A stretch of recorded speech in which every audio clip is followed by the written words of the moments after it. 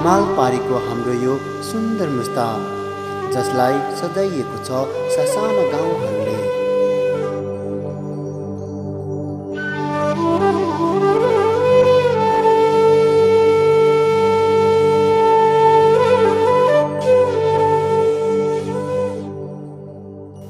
त्यसै गाउँमध्येको एउटा सानो अनि सुन्दर गाउँ तिरी,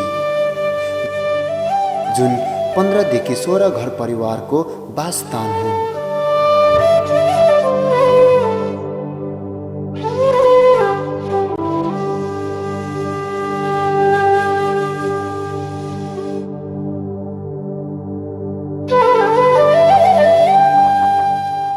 उपल्लो मुस्ताङ जाँदा कागबेनीदेखि करिब आधा घण्टाको हिँडाइमा पुगिन्छ यो सानो गाउँमा।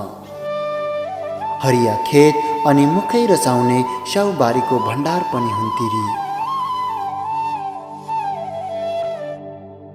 काली गण्डकीको किनारमा रहेको यो सानो अनि सुन्दर तिरी अचानक सपना जस्तै बिलाइ गयो आज।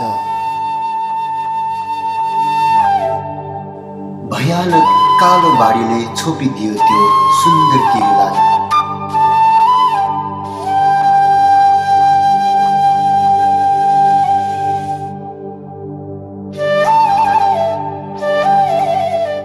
नेपालको सबैभन्दा कम पानी पर्ने ठाउँ भनिन्छ हाम्रो मुस्ताङलाई, तर पनि प्रकृतिसँग कसले पो सक्छ र। 3-4 दिनको लगातार पानीले ल्याइदियो त्यो कालो बाढी अनि पुछिदियो तिरीको सुन्दरतालाई। घरबाट बेघर बनाइदियो तिरीवासीलाई। वर्षभरिको मेहनत भर्खरैमा थन्क्याउन नपाउँदै बगाइदियो त्यो कालो बाढीले।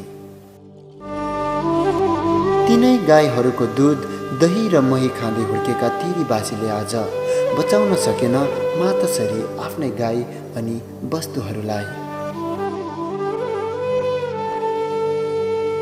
केही रहेन तिरीमा आज, केवल त्यो भयानक कालो बाढीको छाप रहिरह्यो तिरी अनि तिरीवासीको मन अनि मस्तिष्कमा।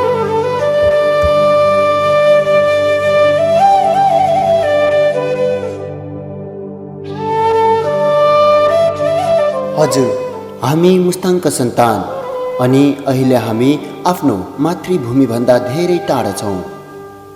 हामीले चाहेर पनि हाम्रो ज्यान तिरीमा हुन सक्दैनौँ यति बेला। तर यदि हामीमा हाम्रो मुस्ताङ अनि तिरीमाथि अलिकति पनि माया भए अवश्य केही गर्न सक्छौँ हामी।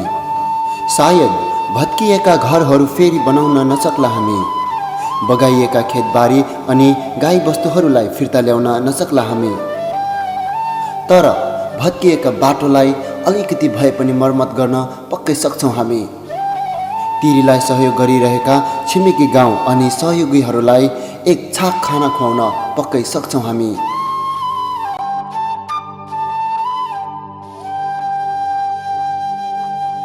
त्यसैले यही जुन 30 तारिक सन्डेको दिन हामी केही साथीहरू मिलेर तिरी राहत कार्यक्रम अर्थात् तिरी रिलिफ फन्ड रेजिङ प्रोग्राम गर्न गइरहेका छौँ। आशा छ तपाईँ पनि उपस्थित भई सच्चा मुस्ताङका सन्तान हुँ भन्ने प्रमाणित अवश्य गर्नुहुनेछ।